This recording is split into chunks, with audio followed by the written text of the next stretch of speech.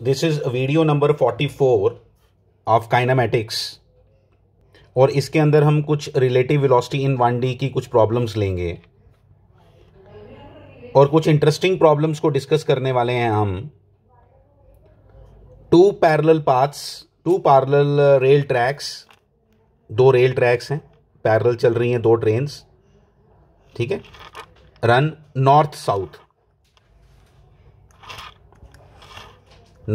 का मतलब हो गया दो पैरेलल ट्रेन्स ऐसे हैं, ये ट्रैक्स हैं आपके नॉर्थ साउथ। एक ट्रेन नॉर्थ से साउथ जा रही है, एक साउथ से नॉर्थ जा रही है।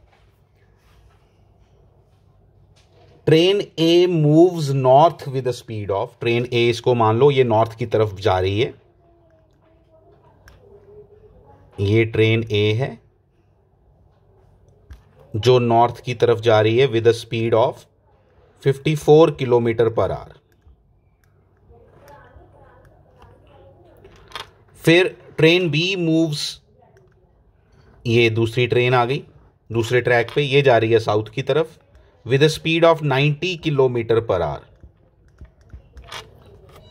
ठीक है। What is the relative velocity of B with respect to A, ठीक है, वो आपको बड़े अच्छे से निकालना आता है, दोनों प्लस हो जाएंगे, ठीक है। Relative velocity of B with respect to A मतलब आपको क्या निकालना है, वी बी ए। एक शॉर्टकट बताता हूं, कई बार लोगों ने इसको यूज किया है, इस मेथड को। शॉर्टकट क्या है जरा ध्यान से सुन लेना। वी बी ए का मतलब है वेलोसिटी ऑफ बी। आप जो ये दूसरे नंबर पे जो लेटर लिखी जाती है ना, इसको मानना होता है कि ये रेस्ट पे आ गया, यानी ये ट्रेन बी थी ये वाली, तो ट्रेन बी रेस्ट पे है, ठीक है। इसको रेस्ट पे मान लो रेस्ट पे है नहीं, इसके रिस्पेक्ट में इसको देख रहे हैं, तो अगर इसके रिस्पेक्ट में इसको देख रहे हैं, अगर इसको हमने जीरो कर दिया, इसकी स्पीड को अगर हमने जीरो कर दिया मतलब रेस्ट पे मान लिया, तो ये पता कितनी स्पीड से चलेगा। आपने क्या करना है, जो इसकी वेलोसिटी है ना वही इसके साथ जोड़ देनी है उल्टी करके, ठीक है। तो कितनी वेलोसिटी है इसकी, 90 किलोमीटर पर आवर का मतलब होता है 25 मीटर पर सेकेंड, और ये हो गया 15 मीटर पर सेकेंड, तो 40, तो वी पता कितना आ गया, 40 मीटर पर सेकेंड। आपको जो नॉर्मल मेथड आता है वैसे भी कर सकते हो, तो 40 मीटर पर सेकेंड इसकी वेलोसिटी आ गई, 40 metre per second. Velocity of B with respect to A is 40 metre per second, ठीक है। तो velocity of B with respect to A, velocity of B निकाल रहे हो ना, velocity of B with respect to A, तो with respect to ए निकालना था, तो रेस्ट पे किसको मानना था, उल्टा कर दिया, सारा उल्टा कर दिया। With respect velocity of A with respect to B, velocity of B with respect to A जो है उसके केस में आपको क्या करना है, मैं आपको उल्टा कर दिया मैंने, ये आपने इसको जीरो करना है, तो इसको रेस्ट पे मानना है, तो ये जो इसकी अपनी वेलोसिटी है वो इधर इसके साथ जुड़ जाएगी, लेकिन उल्टी करके ऐसे। कितनी वेलोसिटी है ये कितनी वेलोसिटी है, 15, ठीक है। इसकी खुद की वेलोसिटी कितनी है, इसकी खुद की वेलोसिटी कितनी है, 25 मीटर पर सेकंड में अगर लिखें तो टोटल वेलोसिटी कितनी होगी, V B A. Velocity of B कितनी होगी, जो ए से देख रहा होगा उसको क्या लगेगी, उसकी वेलोसिटी कितनी है, उसको लगेगी -40 मीटर पर सेकंड। माइनस क्यों, क्योंकि नीचे की तरफ दिखाई दे रहा है जब हमने इसको ऐसे किया। वैसे भी अगर फॉर्मूला अगर आप लगा के करोगे तो भी रिजल्ट सेम मिलेंगे जब आप V B minus V A करोगे, ठीक है। एक चीज हमने निकाल ली। दूसरा, relative velocity of ground with respect to B, relative velocity of ground with respect to B, ground तो रेस्ट पे है, ठीक है। मतलब क्या निकालना, वेलोसिटी ऑफ बी कितनी थी, वीबी कितना था, जल्दी बोलो, वीबी था -25 मीटर पर सेकेंड, वीबी था, ठीक है। और वीजी कितना है, 0, तो वीजीबी निकालना है, VG minus VB, equal to, मतलब आपने रेस्ट किसको माना, रेस्ट पे किसको माना, वेलोसिटी ऑफ बी को, मतलब ट्रेन बी को रेस्ट पे मान रहे हो, और चलता हुआ किसको मान रहे हो, ग्राउंड को। ग्राउंड दिखता भी है चलता हुआ, जब अगर आप गाड़ी चलती हुई गाड़ी में से ग्राउंड को देखो तो लगता है बिल्कुल चलता हुआ, अगर उसको देखा जाए तो। तब हम अपने आप को कैसा फील कर रहे होते हैं जब हम गाड़ी में बैठे होते हैं कि हम स्टेशनरी हैं। इसलिए VG minus VB equal to answer क्या आएगा, 25 metre per second, 25 + 25 metre per second, यानी कि जो गाड़ी इधर चल रही होती है ग्राउंड उसको हमेशा उल्टा चलता नजर आता है। अगर गाड़ी नीचे चल रही थी 25 की स्पीड से ट्रेन, तो ग्राउंड उसको ऊपर जाता हुआ नजर आएगा, इसलिए ये प्लस आंसर आया। फाइन, ये सबसे इंटरेस्टिंग पार्ट है इसका जो सीखने वाला है। क्या सबसे इंटरेस्टिंग पार्ट ये है, थर्ड वाले को बहुत अच्छे से हम सीखेंगे। Velocity of monkey running on the roof of the train A train जो कि नॉर्थ की तरफ जा रही है, उसके ऊपर एक मंकी है और मंकी कहां जा रहा है?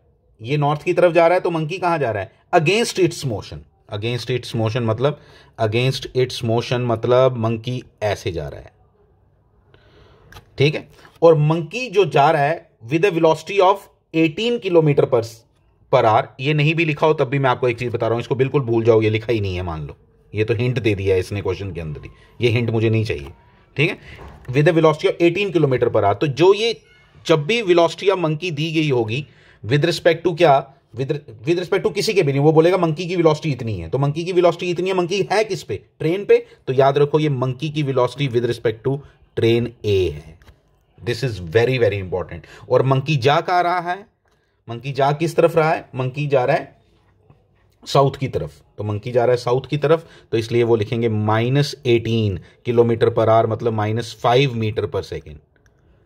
-5 मीटर पर सेकेंड स्पीड हो गई velocity of monkey with respect to train A as observed by man. हमें निकालना है कि जो ग्राउंड पे खड़ा होगा उसको क्या नजर आएगा, उसको कैसा नजर आएगा, ये जो ट्रेन है ये कितनी स्पीड से जा रही है, इसके हिसाब से, बाहर वाले ऑब्जर्वर के हिसाब से ये कितनी स्पीड से जा रही है इस तरफ, ये जा रही है निकाला था हमने 15 metre per second, 15 metre per second. मुझे पता क्या निकालना है, मुझे निकालना है वीएम का मतलब क्या होता है? वेलोसिटी ऑफ मंकी जो इस ऑब्जर्वर को दिखाई देगी जो स्टेशनरी है, तो उसको क्या लिखते हैं? वीएमजी भी लिख सकते हो आप, मतलब velocity of monkey with respect to ground, मतलब ग्राउंड स्टेशनरी है, ठीक है। लेकिन मैं उसको वीएम लिख रहा हूं, आपको भी वीएम ही लिखना है। वीएम निकालने के लिए हम याद कर लेते हैं जरा कि वीएमजी का फॉर्मूला क्या होता है, सॉरी वीएमए का फॉर्मूला क्या होता है? VM minus वीए।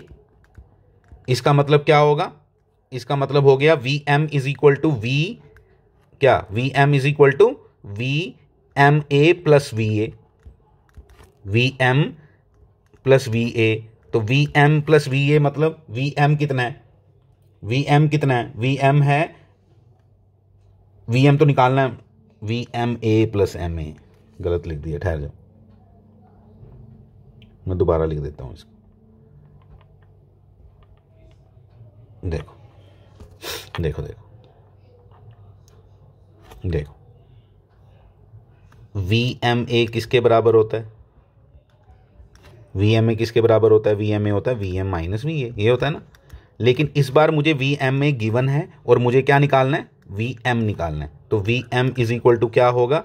We M A कितना? -5, ठीक है। और वी ए कितना है? 15, तो -15, ठीक है। तो ये आ गया आपका ट्रेन ए के हिसाब से। तो हमारा आंसर कितना आएगा? हमारा V M minus V A, ठीक है। तो हमारा जो वी एम है, वी एम कितना है? -5, और वी एम -5 और वी एम, तो वी ए तो कितना आ जाएगा? प्लस करना है ना इसको, एक minute. V M is equal to V M A plus V A. V M A कितना गिवन है? -5। वी ए कितना गिवन है?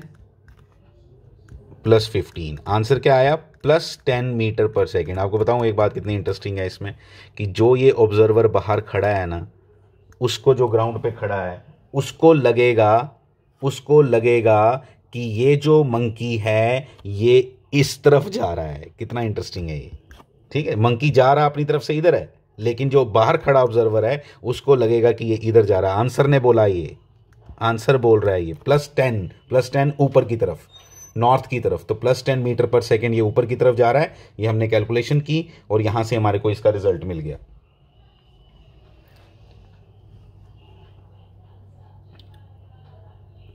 अब देखो, 2 trains 120 metre and 80 metre in length, 2 trains हैं।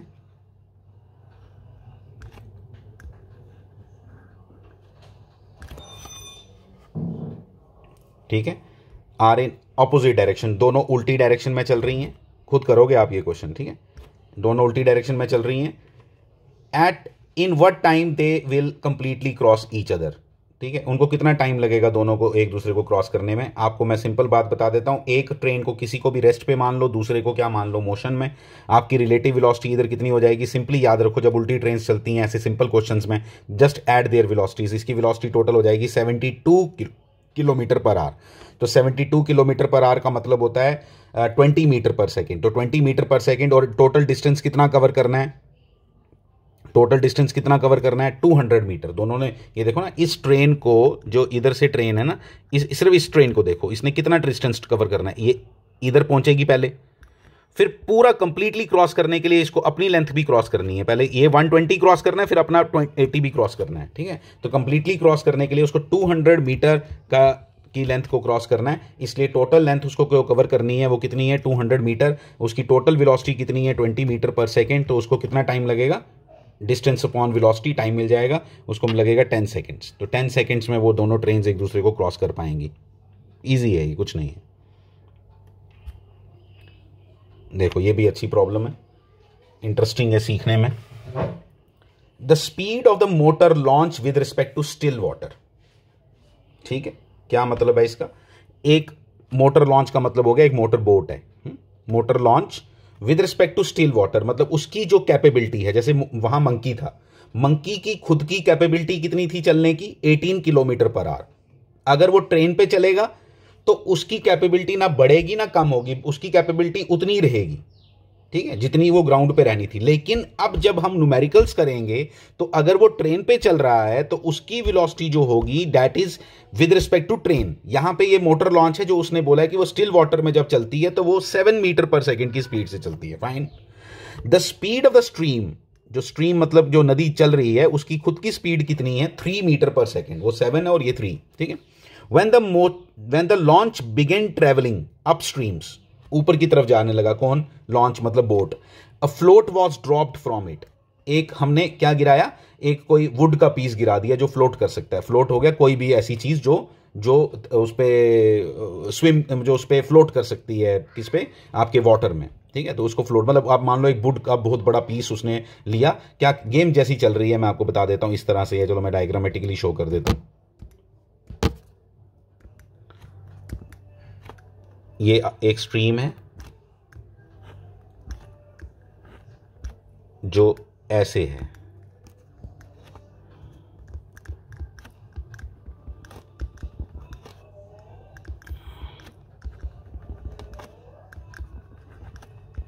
चल कैसे रही है, ये नदी ऐसे चल रही है, इसकी नदी की स्पीड ऐसी है, ये नदी की एरो बनाया मैंने।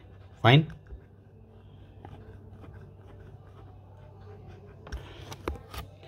अब एक जो मोटर बोट वाला था उसने यहां से चलना शुरू किया। ये मोटर बोट है, इसको किसी और कलर से बना देता हूं।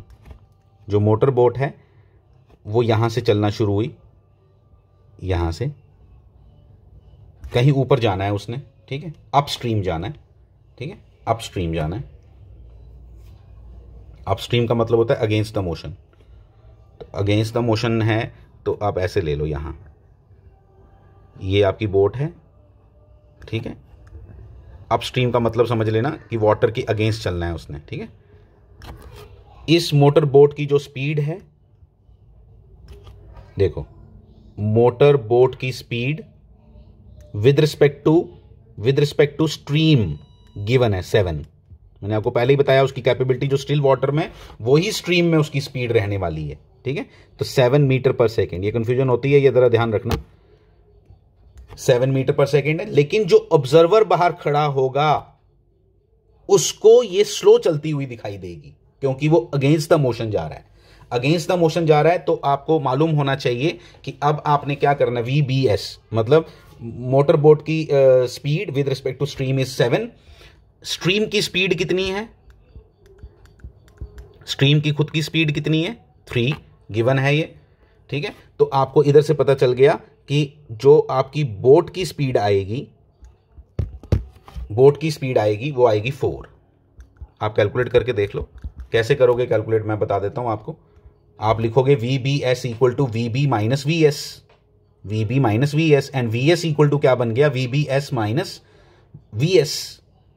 हमें क्या निकालना है, वी बी, तो वी बी इक्वल टू क्या होगा, V B S minus V S, तो इक्वल टू 7 4 आएगा। वैसे भी कॉमन सेंस है, जब ऊपर जाती है बोट तो हमें क्या, अब वो अपनी तरफ से 7 पे ही चल रहा होता है, ध्यान रखना, वो अपनी तरफ से 7 पे ही चल रहा है, लेकिन जब वो अगेंस्ट चल रहा है ना उसके, तो जो ऑब्जर्वर बाहर खड़ा होगा उसको क्या दिखाई देगा, उसको दिखाई देगा कि वो कम स्पीड से चल रहा है। और जब उल्टी चलेगी बोट, जब बोट अभी तो इधर इसकी तरफ जा रही है, अगेंस्ट द मोशन जा रही है, लेकिन जब बोट ने नीचे आना होगा तो उसकी स्पीड कितनी हो जाएगी, 10। पहले से ही आप समझ के भी कर सकते हो, कैलकुलेशन से भी मैंने आपको बता दिया कैसे करना है। सिर्फ इतनी बात याद रखना, स्टिल वाटर की स्पीड को गलती से भी वी बी नहीं लेना, this is V B S, ठीक है। तो ये आ गया V B equal to this, V S equal to this. उसके बाद what we need to do, हाँ क्या, पहले क्वेश्चन को रीड कर लेते हैं। ये इतनी बात आपको समझ आ गई है। अपस्ट्रीम के लिए स्पीड क्या होगी 4, डाउनस्ट्रीम के लिए स्पीड क्या होगी 10, ठीक है। ये अब इतनी बात हमें समझ आ गई है, बाकी क्वेश्चन को समझते हैं जरा। When the launch began traveling upstream, जब ऊपर की तरफ चलना शुरू हुआ, the float was dropped in it, उसके अंदर ना हमने एक फ्लोट डाल दिया, ठीक है, इस फ्लोट को डाल दिया, ठीक है। तो ऑब्वियसली फ्लोट किस तरफ जाएगा, जिस तरफ रिवर जा रहा है, तो रिवर इधर जा रहा है तो रिवर इधर चल पड़ेगा। लेकिन मोटर बोट कहां जा रही है, अभी ऊपर की तरफ, मोटर बोट कहां जा रही है, ऊपर की तरफ, लेकिन फ्लोट कहां जाएगा, पानी के बहाव में। वो तो मोटर बोट इसलिए ऊपर जा पा रही है क्योंकि उसके अंदर तो मोटर लगी हुई है, तो इसलिए वो खींच के उसको ऊपर लेके जा रही है, ठीक है। तो यहां से फेंका, a float was the launch travelled, जो मोटर बोट है उसने कितना ट्रेवल किया, 4.2 किलोमीटर ऊपर गई, उतनी देर ये नीचे गया होगा, उतनी देर ये नीचे गया होगा, 4.2 kilometre upstream, turned about 4.2 kilometre से वापिस यहां से मुड़ा अब, और फिर कॉट ऑफ द फ्लोट, इस फ्लोट को पकड़ा उसने, ठीक है, इस फ्लोट को उसने पकड़ा। How long is it before the launch reaches the boat, कितना टाइम लगेगा उसको दोबारा बोट को, उस फ्लोट को पकड़ने में। तो इसको जर्नी को आपको ब्रेक करना पड़ेगा आपको 2 पार्ट्स में। आप सिंपल इस बात को समझ लो कि इस पार्ट को पहले ब्रेक करने में आपने क्या करना है कि जब ये बोट ऊपर की तरफ जा रही है और इसने डिस्टेंस कितना कवर किया 4.2 किलोमीटर, तो आपने इस 4.2 किलोमीटर को, 4.2 किलोमीटर हो गया 4200 मीटर, तो 4200 मीटर डिवाइडेड बाय क्या करो, डिवाइडेड बाय अपस्ट्रीम ऊपर की तरफ जा रही है जब बोट, तो डिवाइड किससे करेंगे, जो उसकी नेट स्पीड है, नेट स्पीड कितनी आई 4, ठीक है 4, तो 4 से इसको डिवाइड करोगे तो आपका आंसर क्या आएगा 1050 सेकेंड्स। 1050 सेकेंड्स लगेंगे इस मोटर बोट को 4.2 किलोमीटर कवर करने में, ठीक है। 4 से क्यों डिवाइड किया मैंने आपको भी बताया, बोट की नेट स्पीड जो आएगी वो 4 आएगी, ठीक है, वी बी जो हमने लिखा है वो 4 आएगी। और इस 1050 सेकेंड्स में ये फ्लोट अभी बहा करके नीचे की तरफ जा रहा है। अब ये नीचे की तरफ कितना पहुंचा होगा वो भी निकाल लेते हैं। वो निकालने के लिए हमें क्या निकालना है, डिस्टेंस निकालना है, डिस्टेंस टाइम हमने निकाल लिया 1050, तो 1050 मल्टीप्लाइड बाय 3, क्योंकि ये फ्लोट कितनी स्पीड से नीचे की तरफ जा रहा होगा, जितनी आपके रिवर की वेलोसिटी है, तो इसलिए वो कितना बन गया 3150 मीटर, 3150 मीटर। तो अभी तक एक जर्नी हमने कैलकुलेट कर ली। अब इसके बाद हमें क्या देखना है, मैं आपको सिंपल बता देता हूं। हुआ ये कि जिस समय ये अब मुड़ा ना नीचे आने की तरफ, कौन, ये जो बोट है, जब ये नीचे आने के लिए मुड़ी, उस समय तक फ्लोट भी काफी नीचे जा चुका था, और इन दोनों के बीच का डिस्टेंस जो होगा वो कितना होगा, लॉन्च कितनी ऊपर गई, मतलब मोटर बोट कितनी ऊपर गई है 4.2 किलोमीटर, यानी कि 4200 मीटर, और ये नीचे कितना गया 3150, तो 3150 प्लस 4200, इसके बीच में डिस्टेंस होगा जब ये अभी ऊपर से नीचे आने लगा है।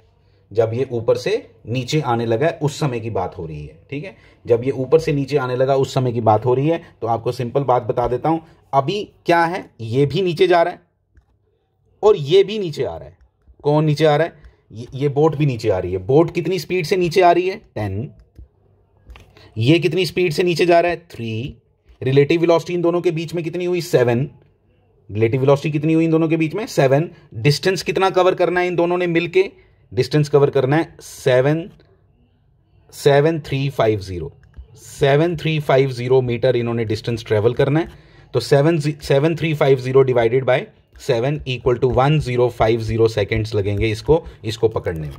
डिवाइडेड बाय 7 क्यों किया? क्योंकि रिलेटिव वेलोसिटी से डिवाइड करना है, ठीक है। रिलेटिव वेलोसिटी का मतलब ये है कि तुम्हें एक चीज़ को स्टेशनरी मान सकते हो, तुमने इसको स्टेशनरी मान लिया, ठीक है, इस चीज़ को तुमने स्टेशनरी मान लिया अगर फ्लोट को, और इसके तुमने देखा velocity of boat with respect to this float क्या होगी? 10 - 3 कितना हुआ? 7।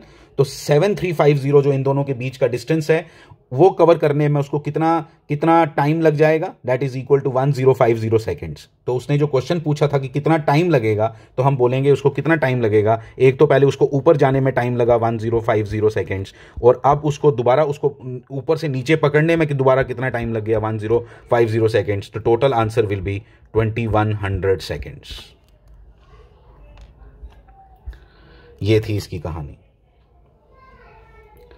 नेक्स्ट क्वेश्चन देखो, ठीक है, इसमें नेक्स्ट क्वेश्चन देखो क्या है। The two trains A and B of length 400 metre each are moving on two parallel tracks, ठीक है, दो पैरेलल ट्रैक्स पे दो ट्रेन्स चल रही हैं। ये क्या करने ट्रैक बनाते हैं? आप ट्रेन देखो ना, ये ट्रेन चल रही है, एक ट्रेन ये चल रही है, ठीक है, दो पैरेलल ट्रैक्स पे। मैंने इसके ये किया हुआ है क्वेश्चन, मैंने इसलिए मुझे बनाने की जरूरत नहीं है, ये क्वेश्चन किया हुआ है मैंने सॉल्व, ठीक है। तो दोनों की स्पीड कितनी है? यूनिफॉर्म स्पीड से चल रही थी, कितनी? 72 kilometre per our in the same direction. अचानक, और कौन आगे है? ए इज अहेड ऑफ बी। ए जो है वो आगे चल रहा है किससे? बी से। The driver of B decides to overtake A and accelerates by 1 metre per second square. Driver B ने एक टाइम पे डिसाइड किया नहीं भाई इसको ओवरटेक करना है, आप तो ओवरटेक करना है। दोनों की स्पीड पहले बराबर थी, अगर बराबर रहेगी तो वो कभी ओवरटेक नहीं कर पाएंगे, उनके बीच का जो डिस्टेंस है वो हमेशा सेम रहेगा। लेकिन ड्राइवर बी ने डिसाइड किया कि मैं अब ए को ओवरटेक करने लगाऊं, और उसको 50 सेकेंड लगे उसको क्रॉस करने में, पूरा क्रॉस करने में उसको 50 सेकेंड्स लगे। तो ओरिजिनल डिस्टेंस उनके बीच में पहले कितना था ये हमने कैलकुलेट करना है। इनिशियल वेलोसिटी उनके बीच में कितनी थी? 0। इनिशियल वेलोसिटी कितनी थी? 0। इनिशियल रिलेटिव वेलोसिटी कितनी थी? 0 किया है मैंने, ठीक है। इनिशियल रिलेटिव वेलोसिटी 0, देखो ये बनाई है मैंने, ठीक है। 400 मीटर लेंथ दी हुई है ट्रेन की, लेकिन उसका कोई काम नहीं है इधर, ठीक है। तो यहाँ पे वो कंफ्यूज करने के लिए दिया है, क्योंकि उसने क्या करना है, उसने ट्रेन को क्रॉस करना है ना, तो ट्रेन का जो डिस्टेंस उसने निकालना है वो यहाँ से लेके यहाँ तक का उसका जो ये पहले डिस्टेंस है, ये इन दोनों के बीच का, ये हमने कैलकुलेट करना है कि उसने कितनी देर में कवर किया ये डिस्टेंस, ठीक है। उसने एक्सेलरेट उसको कितना करना पड़ा, ये हमने डिस्टेंस निकालना है, ठीक है। तो ये कवर करने के लिए पहले उसको ये कवर करना है, फिर उसने ये निकाल देना है यहाँ से, तो ये हमने टोटल डिस्टेंस निकाल लेना है कि ये कितना उसको टोटल टाइम लगा ये सब करने में, ठीक है। तो उसके लिए हमें मालूम है, देखो ये मैंने कैलकुलेशन की है, टोटल डिस्टेंस ये निकालना है हमने, एस यू टी, यू क्या ले लिया मैंने? यू बी ए, ठीक है, और ए बी, ठीक है। यू ए बी ए कितना है? 0। मतलब हम किसको देख रहे हैं? आपने नॉर्मली क्या करना चाहिए ऐसे ओवरटेकिंग वाली प्रॉब्लम्स में, आपने सिंपल एक को क्या मान लेना चाहिए? स्टेशनरी। आपकी मर्जी है, किसी को भी स्टेशनरी मान लो। मेरा मानना ऐसा है कि आपको क्या करना चाहिए, जिस ट्रेन को क्रॉस करना है ना उसको रेस्ट पे मान लो। किसको मान लो रेस्ट पे? इसको मान लो रेस्ट पे, ठीक है। तो इसको रेस्ट पे मानोगे तो इसका मतलब आप सारी कैलकुलेशन किसकी करोगे? बी ए की, ए बी की नहीं, बी ए की। तो आप ये भी क्या लोगे? एक्सेलरेशन भी कौन सी लोगे? बी ए वाली। तो बी ए वाली एक्सेलरेशन वो आपको गिवन है कि उसकी ए की खुद की एक्सेलरेशन कितनी है? 0। बी ने लेकिन एक्सेलरेट किया, तो कितने से किया? 1 मीटर पर सेकेंड स्क्वायर से। तो ये कैलकुलेशन करोगे तो आपका आंसर आ जाएगा, ठीक है। फिर उसके बाद ये देखो, उसके बाद एक और प्रॉब्लम ऐसी है जिसके अंदर 3 कार्स इन्वॉल्व हैं। मैं आपको समझा देता हूँ, आप रीड कर लेना बाद में, ठीक है। ये 3 कार्स इन्वॉल्व हैं। एक कार ए,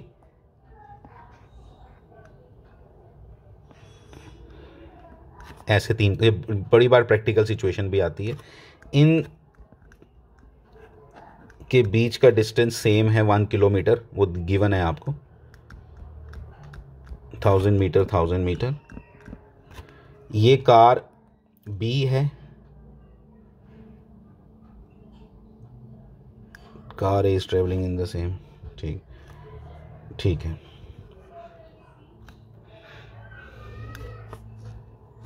ये कार बी है, ये ए है और ये सी है, ठीक है। ये मैंने डायग्राम बनाई हुई है, ये BAC, ठीक है, वही बना रहा था मैं। तो ये सारी वेलोसिटीज़ आपको गिवन है, ठीक है। इसने क्या करना है यहाँ पे प्रॉब्लम में बोला है कि B ने डिसाइड किया कि यार मैंने अब ना इस A को ओवरटेक करना है, ठीक है। ये इधर से आ रही है गाड़ी, ये इधर से आ रही है। हाईवे में ऐसी सिचुएशंस बहुत बार आती हैं। इसने डिसाइड कर लिया नहीं मैं इसको क्रॉस करके इधर पहुंच जाना है इसको, ठीक है। ये भी एक दूसरे को अप्रोच कर रहे हैं, लेकिन इसने बीच में घुस जाना है इनके, ठीक है। लेकिन इसके पास टाइम कितना होता है घुसने का? कई बार यही जजमेंटल एरर जो होता है ना, कई बार ड्राइवर्स को यही उनको कोलिजन करवाता है। उनका टक्कर जो बचती है इसी के कारण बचती है कि इसको असेस करना है किसको, B को, कि भाई मैंने इसको ओवरटेक करके इसको जाना जब तक ये इधर पहुंचेगा। तो हमने क्या करना है, हमने देखना है कि भाई B के पास टाइम है कितना, B के पास है टाइम कितना कि वो A को क्रॉस कर सके। तो हमने क्या किया, हमने ये निकाला कि अगर ये ऐसे चलते रहे दोनों, तो दोनों की रिलेटिव वेलोसिटी कितनी है, इन दोनों की रिलेटिव वेलोसिटी ऐड कर दो इनको। मैंने निकाली है यहाँ रिलेटिव वेलोसिटी AC, ये देखो 25 मीटर पर सेकेंड। तो 25 मीटर पर सेकेंड इनकी रिलेटिव वेलोसिटी है और 1000 मीटर का डिस्टेंस ट्रेवल करना है इन्होंने। तो 1000 मीटर का डिस्टेंस ट्रेवल करने में इसको कितना टाइम लगा, ये निकाला है मैंने 40 सेकेंड्स। तो 40 सेकेंड्स में, तो इसके पास 40 सेकेंड्स हैं A को क्रॉस करने में, तभी ये क्रॉस कर पाएगा, नहीं तो नहीं कर पाएगा, ठीक है। 40 सेकेंड से पहले कर गया तो कर गया। तो उसके लिए इसको कितना एक्सेलरेट करना पड़ेगा ये हमने निकालना है।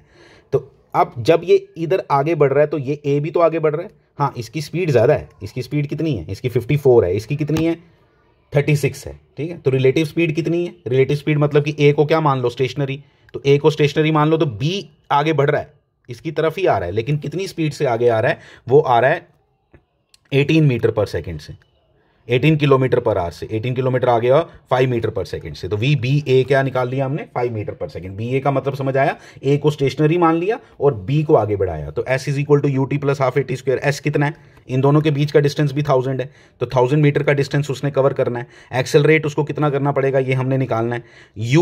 U क्या है, U ये है कि पहले उनके बीच में इनिशियल एक्सेलरेट करने से पहले उनके बीच में इनिशियल रिलेटिव मोशन कितनी थी। इनिशियल रिलेटिव मोशन उनके बीच में कितनी थी, इनिशियल रिलेटिव मोशन थी उनके बीच में 5 मीटर पर सेकेंड। वो 5 ले लिया, UT plus half AT square. तो हाफ AT स्क्वायर तो ये निकाल लिया हमने कि इतनी एक्सेलरेट करना पड़ेगा उसको 1 मीटर पर सेकेंड स्क्वायर से, तभी वो डिस्टेंस कवर कर पाएगा ये वाला। तो काफ़ी इंटरेस्टिंग प्रॉब्लम है ये, तो इसको अच्छे से करना चाहिए, आपने अच्छे से समझ के करना चाहिए। रिलेटिव मोशन एक बार समझ आ जाए तो बहुत सी प्रॉब्लम सिंपल, ये कैसे काफ़ी डिफिकल्ट है इसको अंडरस्टैंड करने में, लेकिन रिलेटिव मोशन को अगर यूज़ करना आ जाए तो ऐसी प्रॉब्लम्स बड़े इजीली आप कर सकते हो, कोई प्रॉब्लम नहीं आएगी आपको। फिर हम इसके आगे एक और बात करते हैं। देखो एक और क्वेश्चन है ये वाला, NCERT के बहुत बेहतरीन क्वेश्चंस में से है ये, ठीक है। थोड़ा सुनने में डिफ़िकल्ट लगता है ये, लेकिन ध्यान से अगर आप सुनोगे ध्यान से क्या कह रहा हूँ मैं। 2 टाउन्स हैं A और B। ये देखो, मैं क्वेश्चन वहाँ पढ़ नहीं रहा, मैं आपको यहीं से पिक्चर से डिमॉन्स्ट्रेट कर देता हूँ। A और B 2 टाउन्स हैं, यहाँ से बस सर्विस चलती है, मतलब कॉन्टीन्यूसली ये वाली बस, इधर की बसेस इधर मूव करती हैं, इधर की बसेस इधर मूव करती हैं, ठीक है। एक साइकिल वाला क्या देख रहा है, एक दिन क्या होता है कि वो देख रहा है कि जो यहाँ वाली बसेस भी कॉन्टीन्यूसली आती जाती हैं और यहाँ से भी बसेस आती जा रही हैं। ये जा कहाँ रहा है, ये अपनी स्पीड उसकी कितनी है 20 metre per second, 20 kilometre per our, sorry. तो जो यहाँ से बसेस आ रही हैं उनकी स्पीड जो वो कितनी देर के बाद आती है, मतलब बस 1 और बस 2 के बीच में, और यहाँ पे भी बस 1 और बस 2 के बीच में कितना गैप आता है, बस 1 और बस 2 के बीच में यहाँ पे गैप आता है 18 मिनट्स का। कितना, 18 मिनट्स का, और यहाँ आता है 6 मिनट्स का, ठीक है। आप बोलोगे ऐसा क्यों हो रहा है, ये खुद भी चल रहा है ना। जो इधर की तरफ चलेगा तो उसको जल्दी जल्दी नजर आएंगी ना यहाँ पे बसेज आती हुई यहाँ से, और यहाँ से थोड़ी लेट आएंगी क्योंकि खुद आगे की तरफ बढ़ रहा है वो, ठीक है। यहाँ पे बस की रिलेटिव मोशन और इसकी रिलेटिव मोशन माइनस हो रही है, यहाँ पे ये प्लस होती है। जब उल्टा चलती हैं चीज़ें तो वो प्लस होती हैं रिलेटिव वेलोसिटी, और जब सेम डायरेक्शन में चलती हैं तो माइनस होती है, ठीक है। तो प्लस क्यों होती है, क्योंकि माइनस माइनस प्लस हो जाता है ना। ये इतनी कैलकुलेशन का आपको पता चलना चाहिए। सिंपल, मैंने कैसे किया ये क्वेश्चन। अब उसने पूछा हुआ है कि भाई बताओ कि बस की वेलोसिटी कितनी है, इन 2 टाउन्स के बीच का डिस्टेंस कितना है, ठीक है। ये सब पूछा है आपको, तो जो पूछा हुआ हम सब कैलकुलेट करेंगे। और कितना टाइम लगता है एक बस को एक जगह से दूसरी जगह पहुंचने में। कितने टाइम के बाद वो बसेस चलती हैं। मतलब बस चलने का पता क्या मीन होता है कि जब एक बस यहाँ से चलती है ना, बस 1, जब वो यहाँ पहुँचती है ना, पहुँच जाती है ना, फिर दूसरी बस यहाँ से चलती है। ठीक है, तो उसने पूछा कि कितनी देर के बाद वो मूवमेंट लगी है। तो जैसे अगर इसको आधा घंटा लगता है ना यहाँ से यहाँ पहली बस को पहुँचने में, तो दूसरी बस जब चलती है तो वो आधे घंटे के बाद ही चलती है। मतलब पहली अगर चली 10 बजे तो दूसरी चलेगी 10:30 बजे, 10:30 पे। तो इस तरह से चलती है। ऐसे ही सेम बी से ए का भी है, तो ऐसे चलती हैं बसेस। ठीक है, ऐसे प्रॉब्लम देखने में और सुनने में आपको डिफ़िकल्ट लग सकती है, ये आपको मैं इजी करके बता देता हूँ। एनसीईआरटी की बहुत अच्छी प्रॉब्लम है ये, इसीलिए मैं इसमें करवा रहा हूँ। एनसीईआरटी की प्रॉब्लम नंबर 3.9 है। ठीक है, तो बड़ी अच्छी प्रॉब्लम है। और भी एनसीईआरटी की जितनी भी प्रॉब्लम्स हमने की उसमें से 3-4 प्रॉब्लम्स एनसीईआरटी की अनसॉल्व प्रॉब्लम्स थी। तो ये प्रॉब्लम मेरे को खुद लगता था कि ये समझानी चाहिए, इसलिए मैंने आपको बता दिया कि किस तरह से मैं आपको कराऊंगा ये। अब देखो इसमें क्या किया है मैंने। अब सिंपल क्या किया है मैंने, दोनों टाउन्स के बीच का डिस्टेंस कितना ले लिया, x किलोमीटर ले लिया। ये जो साइकिल वाला चल रहा है ये 20 किलोमीटर पर सेकेंड से इधर की तरफ चल रहा है। जो मतलब बस यहाँ से आ रही है, ठीक है, जो बस यहाँ से आ रही है उसको इस साइकिल वाले को क्या लग रहा है कि वो बस कितनी स्पीड से आ रही है। तो अब इसको स्टेशनरी मान लो। इसको स्टेशनरी मानोगे तो 20 किलोमीटर पर आवर को क्या मान लो, 0। तो 0 मानोगे तो वो माइनस हो जाएगा, उल्टा लगा देना होता है, मैंने बताया आपको पहले। बस की वेलोसिटी अगर b है तो ये -20 हो गया। तो मतलब जो बसेज ए स्टेशन से चलती हैं, जो बसेज ए स्टेशन से चलती हैं उनकी relative velocity with respect to the cyclist is v-20, और जो यहाँ से चलती हैं उनके लिए है v+20। v is the velocity of all the buses. मतलब ये हम मान के चल रहे हैं कि जितनी बसेस ए से साइड से चलेंगी, बी साइड से चलेंगी, सबकी वेलोसिटी सेम मानी है। ठीक है, देखें तो मैंने क्या बोला, जब इसको पहली बस और दूसरी बस आने में कितना डिस्टेंस ट्रेवल करना पड़ता है, टोटल डिस्टेंस कितना ट्रेवल करना पड़ेगा तभी जाके दूसरी बस आएगी। ठीक है, तो कितनी बस आएगी, तो 18 मिनट्स का इसको टाइम नज़र आता है कि दो बसेस उसको जो नज़र आती हैं यहाँ से, वो 18 मिनट्स का डिफरेंस नज़र आता है। यानी 18 मिनट्स में वो बस डिस्टेंस ट्रेवल करती है। क्या 18 मिनट्स में उसको जो 18 मिनट्स में उसको दिखाई देती है। तो रिलेटिवली अगर बात करें according to the given condition जो मैंने लिखा है आगे, ये देखो पहले मैंने लिख दिया let the velocity of the buses is, सबकी वेलोसिटी b ले ली। ये देखो relative speed of cyclist and the